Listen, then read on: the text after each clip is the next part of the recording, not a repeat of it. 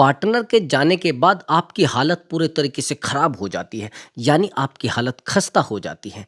आप पार्टनर को बार-बार कॉल लगाते हैं, पार्टनर को बार-बार मैसेज करते हैं। आप कहते हैं कि प्लीज़ यार मेरी बात तो सुनो, प्लीज़ यार मुझे टाइम तो दो, प्लीज़ यार मेरे दर्द को तो समझो।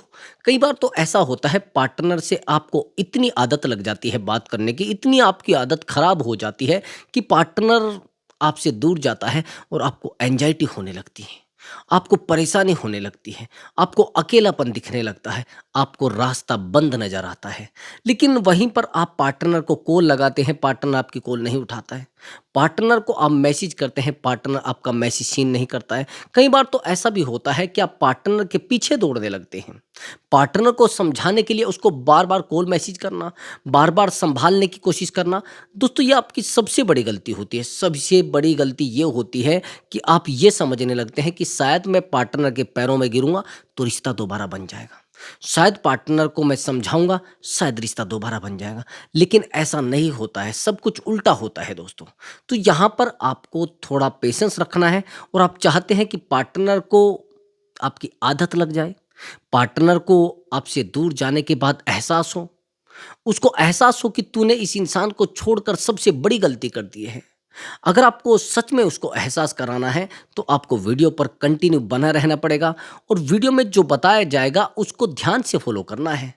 अपनी हालत खस्ता होने से रोकनी है, अपने आप को वीक पड़ने से रोकना है। हम लोग कई बार तो पार्टनर के सामने इतने कमज़ोर पड़ जाते हैं कि पार्टनर हमें कहता है कि आप यहाँ से उठते हो या मैं लात मार के भगाऊँ, या आप मेरी ज़िंदगी से जाते हो या मैं आपको दफ़ा करूँ। यानी कि बार-बार हमारी बेइज़्ज़ती करता है और जब बार-बार बेइज़्ज़ती करता है, कई बार तो पार्टनर हमें ब्लैकमेल भी करने लगता है। हैरानी की बात यह है कि पार्टनर जब ब्लैकमेल करता है और हम हो भी जाते हैं, कई बार तो ऐसा भी होता है कि पार्टनर हमसे कहता है कि भैया आप यहाँ से जाओ, मुझे नहीं रहना इस रिश्ते में, आप प्लीज़ मेरी ज़िंदगी से चले जाओ, मुझे नहीं रहना इस रिश्ते में। एक्चुअली दोस्तों मैं आपको बताता हूँ कि सामने वाला इंसान हमें इतना टॉर्चर कर किस लिए जाता है।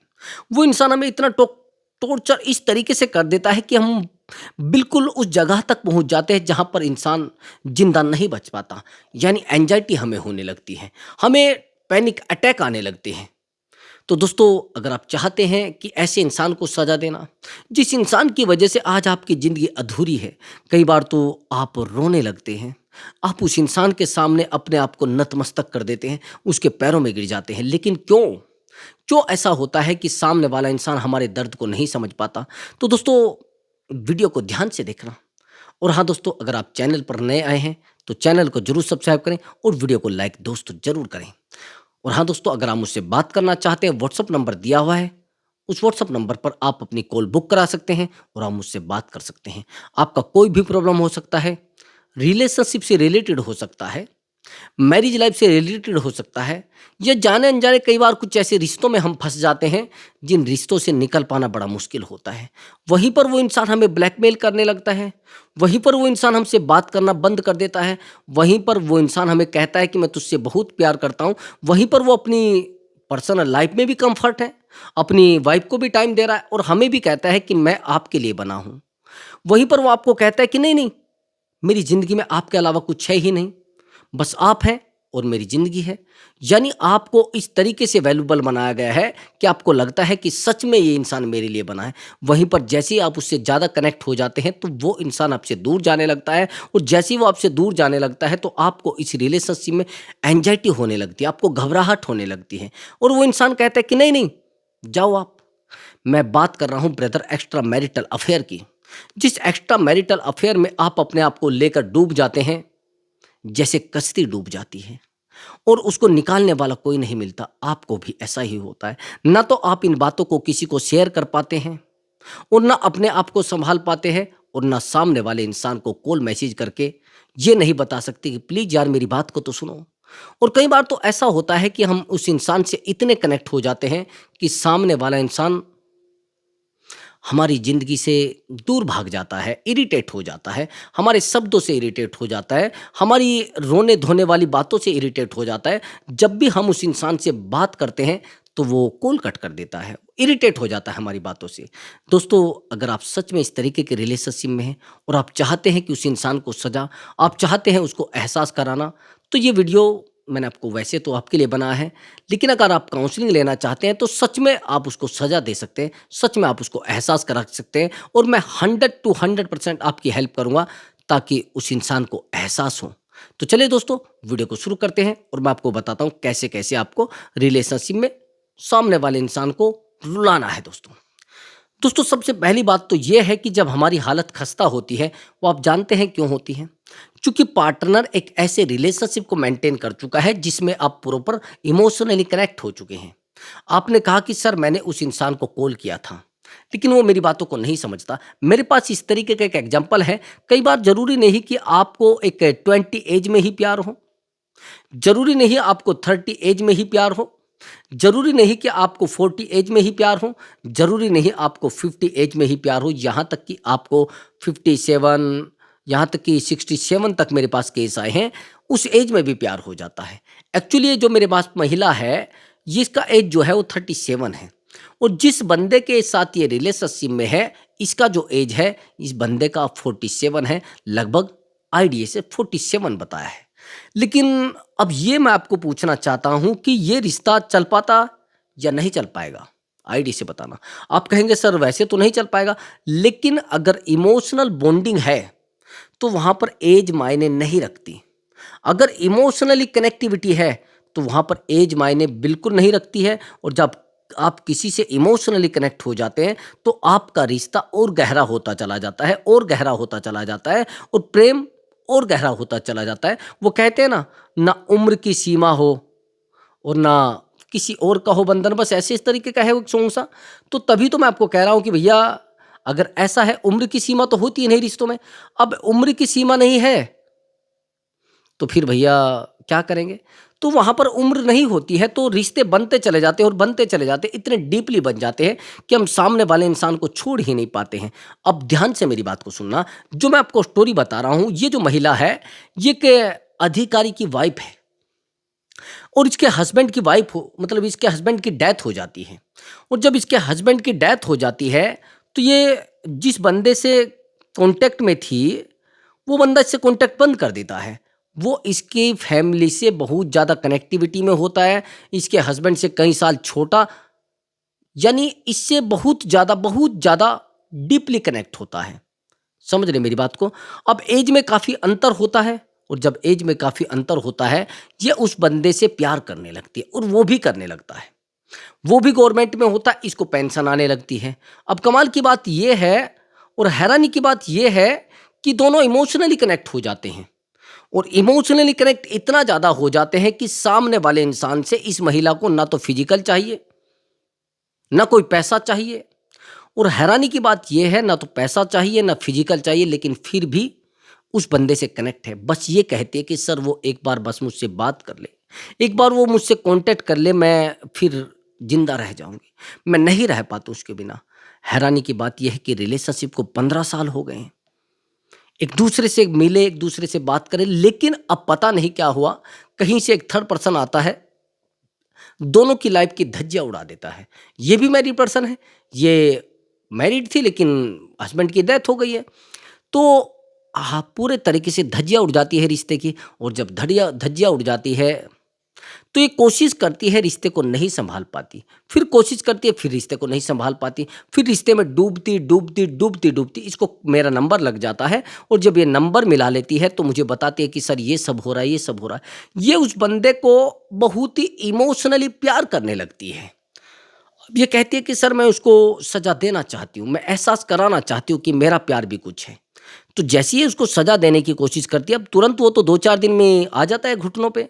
और जब 2-4 दिन में घुटनों पे आ जाता है तो ये भी आप समझिए, जब कोई घुटनों पे आ जाता है और आपके सामने रोने लगता है तो आपको समझौता मानना भी होता है।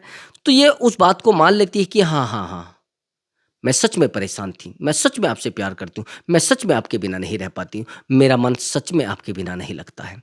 जब ऐसा बोलती है तो इसको लगने लगता है कि ऐसा ही है। लेकिन सामने वाला इंसान बस आया था एक डिस्टेंस मेंटेन करने से, आया था बस साइलेंट ट्रीटमेंट देने से। और जब साइलेंट ट्रीटमेंट दिया गया, उस बंदे की धज्जियां उड़ गई ब्रदर। वो रोने लगा इस महिला के आगे सामने आकर, कहने लगा कि प्लीज़ मुझसे गलती हो गई यार, मेरे आपको मेरी बात को सुनो, मैं आपसे बात करना चाहता हूँ, मैं आपके साथ रहना चाहता हूँ। तो यही सब होता है जब सामने वाले इंसान को ये बहुत बहुत कॉल करती है, लेकिन समझता नहीं। लेकिन अब वो इसको समझने लगा है, अब वो इसकी बातों को डीपली समझने लगा है। तो अब आपको क्या करना है, आपको थोड़ा सेम ऐसे ही करना है जैसे इस रिश्ते में। जैसे उसको कॉल लगाता है, कॉल नहीं उठाती है। जैसे इसको मैसेज करता है, नहीं उठाती है। जैसे इससे मिलने के लिए आता है, नहीं मिलती है। यानी उसकी जितनी ज़रूरतें हैं वो सब बंद कर देती है, जितनी उसकी नीड है वो बंद कर देती है। लेकिन सामने वाला इंसान फिर भी उससे प्यार करता है। जितना आप किसी से दूर जाओगे, जितना आप प्यार करना बंद करोगे, उतना ही सामने वाला इंसान आपसे दूर जाएगा। समझ रहे? अगर आप ज़्यादा प्यार दोगे, आपको लग रहा है नज़दीक आएगा, फिर भी पार्टनर आपसे दूर जाएगा। आया समझ में? आप कहेंगे कि अगर मैं ज़्यादा प्यार दूंगा तो सबसे प्यार मिलेगा। नहीं, किसने कहा आपको? अगर आप कभी किसी रिश्ते में ज़्यादा प्यार देते हैं, दर्द के अलावा कुछ नहीं मिलता है। जिस रिश्ते में सबसे ज़्यादा टाइम देते हैं, दर्द के अलावा कुछ नहीं मिलता है, रोने के अलावा आपको कुछ नहीं मिलने वाला है। बस यहाँ पर आपको फोकस करना है थोड़ा अपने माइंड के ऊपर, थोड़ा अपने माइंड पर काम करना है। अब मैं आपको बताता हूँ कैसे-कैसे क्या करना है। सबसे पहली बात तो आपने कहा कि मैं उस इंसान से बात करना चाहता हूँ, मैं उसके साथ रहना चाहता हूँ। हाँ, मैं मानता हूँ रहना चाहता हूँ, लेकिन मैं आपसे ये पूछना चाहता हूँ, रहना कैसे चाहते हैं? उसको रिलेशनशिप में लाना चाहते हैं या फ्रेंडशिप में रहना चाहते हैं, या फिर आप पहले से रिलेशनशिप में हैं, आप उस रिलेशनशिप को मेंटेन करना चाहते हैं? ये समझिए ना पहले। आप कहेंगे सर हाँ, मैं तो मेंटेन करना चाहता हूँ। अगर मेंटेन करना चाहते हैं तो मैं आपको कुछ पॉइंट बताऊँगा, ये पॉइंट फॉलो कर लेना, आपका रिलेशनशिप बेहतर हो जाएगा। अगर उसने ब्लॉक भी आपको कर रखा है, उस इंसान ने हर जगह से ब्लॉक कर रखा है, वो आपको अनब्लॉक भी करेगा और आपसे बात भी करेगा। समझ रहे? अब आगे समझना। आपने कहा कि सर मैं उस इंसान के बिना नहीं रह पाता हूँ, लेकिन सर वो भी तो मुझसे प्यार करती होगी। हाँ, करती होगी, मैंने कब कहा? वो करती होगी, लेकिन कितने परसेंट ये नहीं पता है। कितने परसेंट वो आपके लिए रोती होगी ये नहीं पता है। बस पता है कि वो मुझसे प्यार करती होगी, नहीं करती है। अगर वो इमोशनली आपसे कनेक्ट नहीं है तो प्यार नहीं करती है। अगर आपकी इमोशनल बॉन्डिंग उससे नहीं है तो प्यार नहीं करती है। अब इस तरीके का बॉन्डिंग कब टूट जाए नहीं पता है। फिजिकल बॉन्डिंग को टूटने में ज़्यादा टाइम नहीं लगता है। इमोशनल बॉन्डिंग को टूटने में एक समय लगता है, वो नियत समय नहीं, अनलिमिटेड समय लगता है, अनलिमिटेड समय लगता है। और फाइनेंशियल बॉन्डिंग यानी फाइनेंशियल अगर आपका रिलेशनशिप बन गया है तो उसको टूटने में ज़्यादा समय नहीं लगेगा और उसके जुड़ने में भी ज़्यादा समय नहीं लगेगा। ये सीधा सा एक बॉन्डिंग होता है। पैसा लिया है ना, यानी मुझे पैसा उसका यूज करना है, उसे मेरा फिजिकली यूज करना है। उसे मेरा पैसा यूज करना है, उसे मेरा इमोशनली यूज करना है। यानी मुझे उसका पैसा यूज करना है, उसे मेरा इमोशनली यूज करना है। मुझे उसका पैसा यूज करना है, उसे मेरा फिजिकली यूज करना है। यानी दोनों तरफ एक शर्त रखी जाती है कि भैया मुझे फिजिकली नीड होगी तो मैं आपको बुलाऊंगा, मुझे इमोशनली नीड होगी तो मैं आपको बुलाऊंगा। अगर आप किसी की इमोशनल नीड पूरी नहीं कर पा रहे तो भी वो भागेगा। अगर आप किसी की फिजिकली नीड पूरी नहीं कर पा रहे तो भी वो भागेगा। तो उसका रीज़न ये होता है कि आप जब किसी इंसान से इमोशनली कनेक्ट हो जाते हैं तो उन चीज़ों को हमारी बॉडी मांगने लगती है। आया समझ में? अगर आप किसी इंसान से इमोशनली कनेक्ट है तो आपकी बॉडी इमोशन की नीड महसूस करने लगेगी। अगर आप किसी इंसान से फिजिकली कनेक्ट है और बहुत ज़्यादा कनेक्ट हैं तो जो आपकी बॉडी है तो फिजिकल की नीड महसूस करने लगेगी। फिजिकली आप कनेक्ट हो जाएंगे तो फिजिकली ज़रूरत आपको पड़ने लगेगी, यार मुझे आज फिजिकल होना है, मुझे बहुत नीड हो रही है। इस तरीके की आपकी बॉडी नीड करने लगेगी। तो मैं इसलिए कह रहा हूँ, और जो लोग ये कह रहे हैं नहीं नहीं मुझे ये चीज़ें नहीं चाहिए, अच्छा इसका मतलब तो आपने रिश्ता इसलिए बनाया है क्या मुझसे फिजिकल होते हैं? नहीं भैया, ऐसा भी नहीं है। जब अगर आपको ऐसा लग रहा है कि सामने वाला इंसान इसलिए रिश्ता बना रहा है कि उसको फिजिकली नीड है, फिजिकली ही इमोशनली कनेक्ट होता है इंसान। मैंने बहुत सारे रिश्तों को देखा है, लोग फिजिकली कनेक्ट हो जाते हैं और इमोशनली भी बाद में कनेक्ट हो जाते हैं। लड़कियों की सबसे बड़ी कहानी है। मेरे पास एक कॉल आया था, वो लड़की एमबीबीएस कर रही थी और जॉब पर भी लग गई थी। एक्चुअली वो एक डॉक्टर थी और उसने कहा कि सर मैं एक काउंसलिंग लेना चाहती हूँ। मैंने कहा ठीक है बताइए। उसने कहा कि सर मैं जिस बंदे से कनेक्टिविटी में हूँ वो एक जॉब की तैयारी कर रहा है। मैंने कहा तो क्या हुआ? ठीक है कि सर मैं उस इंसान से बहुत प्यार करती हूँ और सर वो भी करता है, लेकिन सर वो इंसान मेरी तरफ से इनसिक्योरिटी फील करता है। मैंने कहा तो फिर क्या दिक्कत है? अच्छी बात है वो प्यार करता है। कि सर वो अच्छी तो बात है, लेकिन मुझे बार बार साइको की तरह मेरे साथ बिहेवियर करता है। बार बार मुझे पूछता है तू कहाँ खड़ी है, तू किससे बात कर रही है, ये कौन था, ये कौन मैसेज तुझे कर रहा है, ये कौन तू ऑनलाइन है। मतलब इस तरीके का बिहेवियर करती है कि इस तरीके का बिहेवियर करता है कि मैं अंदर ही अंदर घुटन महसूस करने लगी हूँ। मुझे जेल नज़र आता है ये रिश्ता। मुझे ऐसा लगने लगता है कि ये जेल है मेरे लिए। तो सर क्या मैं उस इंसान को सज़ा दे सकती हूँ? उसको तो सज़ा मिली हुई पहले ही, आप क्या सज़ा दोगे उसको?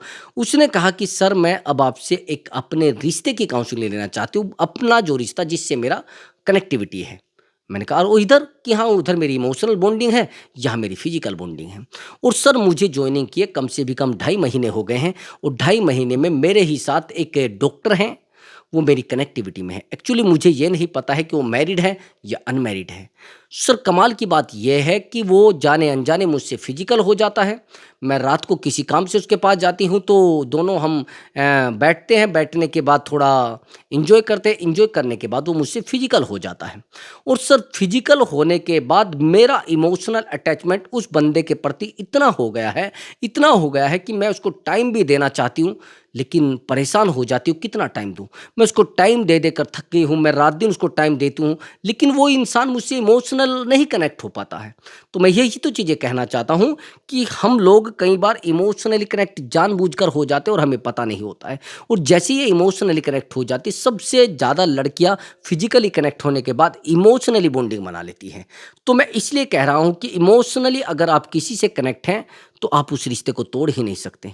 उस रिश्ते की उम्मीदों को ख़त्म ही नहीं कर सकते। उस रिश्ते में आप डीपली डूब जाएँगे। आप चाहे जितने समझदार हों, आप चाहे जितने अक्लमंद हों, आप चाहे जितने बेहतर इंसान हों, कितने भी नॉलेज वाले बंदे हैं, जैसे आप किसी इंसान से फिज़िकली या इमोशनली कनेक्ट हो जाएँगे, तो आपके पास एक चींटी बराबर कुछ नहीं बचेगा।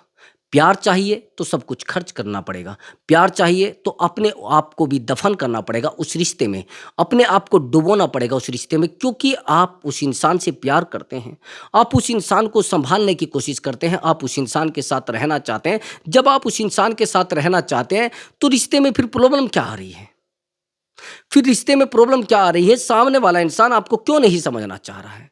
सामने वाला इंसान आपके साथ कनेक्ट क्यों नहीं होना चाह रहा है? वो इसलिए कनेक्ट नहीं होना चाह रहा है कि वो इंसान जानता है कि अगर मैं इससे कनेक्ट हो गया तो आपको हर्ट कर देगा, ये तो मुझे परेशान कर देगा। तो आपको केवल और केवल 2 पॉइंटों पर काम करना है जो मैं बताने वाला हूँ।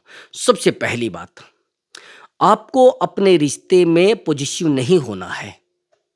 आप रिश्ते में पॉजिटिव हो जाते हैं ब्रदर। आप छोटी-छोटी बातों को पूछने लगते हैं, छोटी-छोटी बातों के सवाल करने लगते हैं, छोटी-छोटी बातों पर मुद्दे रखने लगते हैं, छोटी-छोटी बातों पर सामने वाले इंसान को कहने लगते हैं कि यार प्लीज़ मेरी बात तो सुनो, प्लीज़ यार मेरे दर्द को तो सुनो, प्लीज़ ये बताओ कहाँ बैठे हो आप? प्लीज़ आप मुझे वीडियो कॉल करके दिखाओ, प्लीज़ यार मेरी मेरी आवाज़ तो सुन लो। तो आप सामने वाले इंसान को फ़ील कराते हैं कि भैया ये इंसान मेरे बिना नहीं रह पा रहा है। इस इंसान की ज़िंदगी मेरे बिना नहीं चल पा रही है। इस इंसान की बॉन्डिंग मुझसे बहुत ज़्यादा है। तो मैं वही तो कह रहा हूँ कि भैया थोड़ा रुकिए, थोड़ा शांत हो जाइए, सामने वाले इंसान को इरिटेट मत करिए। अगर आप उसको इरिटेट करेंगे तो रिश्ता कब आपका खोखला हो जाए, कब रिश्ता आपका छोटा हो जाए, कब आपके रिश्ते में दरार हो जाए आपको पता भी नहीं चलेगा। तो मैं आपको कह रहा हूँ ज़्यादा पॉजिटिव बनने की कोशिश ना करें, ओवर पॉजिटिव भी आप बनते हैं। मैं थोड़ा बताता हूँ तो आपको सही से लगेगा, मैं एग्ज़ाम्पल देता हूँ। एक्चुअली मेरे पास एक रिलेशनशिप का कॉल आया था। अब ये लड़का कहता है कि सर मैं इस लड़की को चाहता हूँ और मैं बहुत चाहता हूँ। मैंने पूछा तो प्रॉब्लम क्या आई हो? कि प्रॉब्लम सर कुछ भी नहीं है, मैं तो उससे प्यार बहुत ज़्यादा करता हूँ। मैंने कहा तो बढ़िया बात है। कि नहीं, नहीं सर, मेरा प्यार उसको हज़म नहीं हो रहा है। मैंने कहा ऐसा भी होता है क्या, प्यार कोई हज़म करने वाली चीज़ है? हाँ सर, हज़म करने वाली चीज़ है। मेरे प्यार को वो समझना ही नहीं चाहती है। सर मैंने उसको बहुत टाइम दिया है, लेकिन फिर भी नहीं समझना चाहती। सर मैंने उसके लिए एक से एक गिफ्ट रखा है, फिर भी नहीं समझना चाहती है। मैंने सर उस इंसान को हमेशा के लिए प्यार देने की कोशिश की है, लेकिन फिर भी सर नहीं समझी। अब मेरी बात को समझना। अगर आपने किसी इंसान को हमेशा के लिए प्यार देने की कोशिश की है, हर जगह से प्यार देने की कोशिश किया है, वो आपसे इरिटेट हो जाएगा। समझ गए? वो आपसे प्यार नहीं करेगा, वो परेशान हो जाएगा। रिश्तों में ये चीज़ें सबसे ज़्यादा आती है। अगर आपने किसी इंसान से पूछा भैया आपने पानी पिया नहीं पिया अब तक? आपने खाना खाया नहीं खाया अब तक? क्या आप खाने के बिना ही हैं अभी तक? अरे! मैं कैसे रहूँगा आपके बिना? आप एक-एक चीज़ को उस इंसान से पूछते हैं। एक-एक दर्द को उस इंसान से पूछते हैं, एक-एक प्रॉब्लम को उससे पूछ रहे हैं, तो क्या है सर? क्या फिर है ये? ये प्रॉब्लम ये है कि आपने उस इंसान को इरिटेट कर दिया है, आपने उस इंसान को परेशान कर दिया है रिश्ते में ना रहने के लिए। अब आपने कहा कि सर मैं तो उस इंसान को समझाने की कोशिश करता हूँ, मैं तो उस इंसान को बार-बार सँभालने की कोशिश करता हूँ, बार-बार मैं उसे प्यार करने की कोशिश करता हूँ, लेकिन प्रॉब्लम क्यों हो रही है? लेकिन दर्द क्यों सिमट रहा है? सामने वाला मुझे क्यों नहीं समझना चाहता है? आपकी इमोशनल बॉन्डिंग है, सामने वाले की फिजिकल बॉन्डिंग है और सामने वाले इंसान की फाइनेंशियल बॉन्डिंग भी हो सकती है। समझे? अगर आपकी इस रिश्ते में इमोशनल बॉन्डिंग है, तो रिश्ते को कोई नहीं तोड़ सकता। अगर आपकी इस रिश्ते में फिजिकल बॉन्डिंग है, तो रिश्ते को कोई रोक नहीं सकता। अगर रिश्ते में फाइनेंशियल बॉन्डिंग है, तो भी रिश्ते को कोई रोक नहीं सकता। कल वो टूट जाएगा, आपको पता भी नहीं चलेगा कि कब टूट गया। और फिजिकल बॉन्डिंग में सामने वाला इंसान आपको सोचते हुए, बोलते हुए, डरते हुए तोड़ेगा। वहीं पर उससे ज़्यादा गहरी जो बॉन्डिंग होती है, वो ये होती है कि इमोशनल बॉन्डिंग। आप उस इंसान को छोड़ ही नहीं पाते। इमोशनल बॉन्डिंग से रिश्ते विदेशों में चले हुए हैं। जो कहते कि सर हमें 4 साल मिले हुए हो गए, हमें 3 साल मिले हुए हो गए, हमने 5 साल हो गया उससे बात किए, हमें 6 साल हो गए उससे बात किए। जब आप जानते हैं कि हमें उससे बात किए इतना टाइम हो गया है और फिर इमोशनल बॉन्डिंग हमारी बन गई है और इमोशनल बॉन्डिंग के बाद कुछ और बन ही नहीं पाता। इमोशनल बॉन्डिंग के बाद प्रॉपर हम रिश्ते पर डिपेंड हो जाते हैं, इंसान पर डिपेंड हो जाते हैं। तो समझे मेरी बात को? तो इसलिए आपको कोशिश करना है अपने आप को टाइम देने का और अपने आप को थोड़ा वैल्यूबल बनाने की। तो आपको पॉजिटिव नहीं बनना है। देखो ड्रामे देखो हम किस तरीके करते हैं। जैसे ही हमारा पार्टनर हमसे दूर जाता है तो हम उसको कॉल करके पूछते हैं कहाँ तक पहुँचे आप? ठीक है। वो कहता है मुझे आधा घंटा लगेगा, रास्ते में हूँ। नहीं आप कहाँ तक पहुँचे मुझे ज़रा बताइए कॉल करके। मुझे वीडियो कॉल करके दिखाओ किसके पास आप खड़े हैं। अगर आपका पार्टनर थोड़ा बहुत मस्ती भी कर रहा है तो आप कहते हैं ज़रा कॉल करके दिखाओ मुझे, वीडियो कॉल करो जल्दी से। जैसे ही वो वीडियो कॉल करेगा तो थोड़ा बहुत नौटंकी आप कर देंगे। अब जब नौटंकी आप कर देंगे तो झगड़ा चालू हो जाएगा। तो भैया सामने वाले इंसान पर विश्वास करना सीखो। आप बार-बार उसको कॉल करेंगे, बार-बार मैसेज करेंगे, बार-बार वीडियो कॉल करेंगे तो उसको लगेगा ये साइको है भैया। ये दर्द को नहीं समझ रहा है तो दर्द दे रहा है। ये पीड़ा को नहीं समझ रहा है तो पीड़ा दे रहा है। जब आप जानते हैं कि सामने वाला इंसान दर्द को ना समझ के पीड़ा और ज़्यादा दे रहा है, तो वो समझ जाता है कि भैया इमोशनल बॉन्डिंग नहीं, ये तो ओनली ज़रूरत की बॉन्डिंग है। तो कोशिश करो सामने वाले इंसान की नीड महसूस कराओ, उसको महसूस कराओ कि भैया मेरा आपके बिना काम चलेगा नहीं और आपका मेरे बिना चलता हो तो चला दो। भैया अगर उस इंसान का काम आपके बिना नहीं चल रहा है तो आपको परमानेंट रखेगा। अगर आपके बिना कोई भी एक्टिविटी नहीं हो रही है तो 100% आपका पार्टनर परेशान हो जाएगा। और आगे की मेरी बात समझना, जिन लोगों को हम ज़्यादा प्यार करते हैं ना वो इंसान सच में हमारे साथ चीटिंग करते हैं। तो मैं आपको बताता हूँ कई बार तो ऐसा होता है कि सामने वाला इंसान हमें हर जगह से ब्लॉक कर देता है, हर जगह से बात करना बंद कर देता है। कोई रास्ता होता है इस तरीके का? हाँ होता है। आप उसको लव वाइब्रेशन भेज सकते हैं। आप उसको उस टाइम पे याद करिए जब वो आपको याद करता है। कोशिश करिए आप उस इंसान को जिस समय आप उससे ज़्यादा बात करते थे उस समय याद करो, उस समय कॉल करो, उस समय मैसेज करो, उस समय उस इंसान को इमोशनली बॉन्डिंग में लेकर आओ। पहले आप उस इंसान को वाइब्रेशन भेजो। मेरे पास वाइब्रेशन वाली बहुत सारी वीडियो बनी हुई है। जिस वीडियो से पहली वीडियो है वो वाइब्रेशन वाली है, कैसे वाइब्रेशन भेजना है। और उससे पहले कुछ वीडियो मैंने 3-4 वीडियो बनाई है जिनमें वाइब्रेशन भेजने के तरीके बताए गए हैं कि सामने वाले इंसान को कैसे कनेक्ट कराना है अगर आपको ब्लॉक कर दिया गया है, अगर आपको पूरे तरीके से बॉन्ड कर दिया गया है, अगर आपको हर तरीके से पूरे तरीके से सपोर्ट नहीं किया जा रहा है, आपको बिल्कुल परेशान किया जा रहा है, तो आपको मैंने तरीका बता दिया है। उस वीडियो में बताया गया कैसे कैसे उस इंसान को वाइब्रेशन भेजना है। अब आगे समझना। आपने कहा कि सर मैं जब भी उस इंसान को वाइब्रेशन भेजने बैठता हूँ तो मेरी आंखों से आंसू टपकने लगते हैं।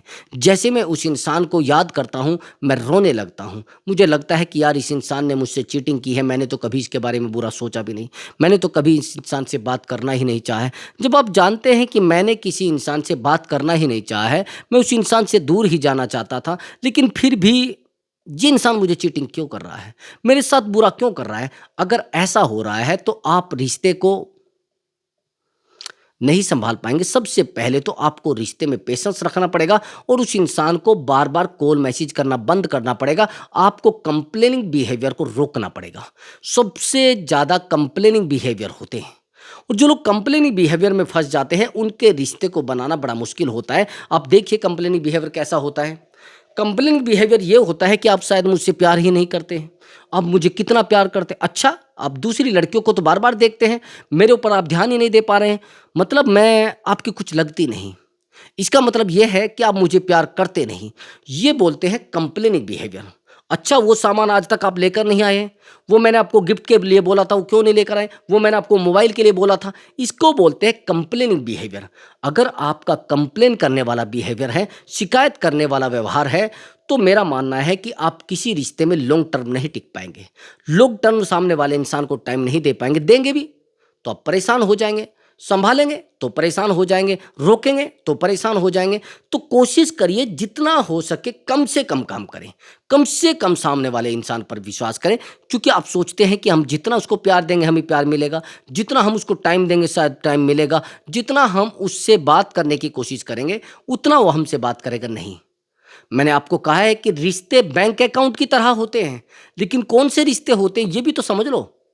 अगर आपकी वाइफ आपको टाइम देती है तो बेहतर रिश्ता है, अगर आप अपनी वाइफ को टाइम देते बहुत बेहतर रिश्ता है। वहीं पर अगर आपका पार्टनर आपकी टांग खींचने पे लगा है, हमेशा आपको परेशान करने पे लगा है, हमेशा रुलाने पे लगा है, तो आज नहीं कल आपको रोना पड़ेगा, परेशान होना पड़ेगा, टूटना पड़ेगा, अकेला होना पड़ेगा। तो कोशिश करो थोड़ा इमोशनली सामने वाले को कनेक्ट कराने की। अगर आप फिजिकली कनेक्ट होना चाहते हैं तो फिर उस फ्यूचर प्लान में मत जाइए जो फ्यूचर प्लान आपने बना रखा है।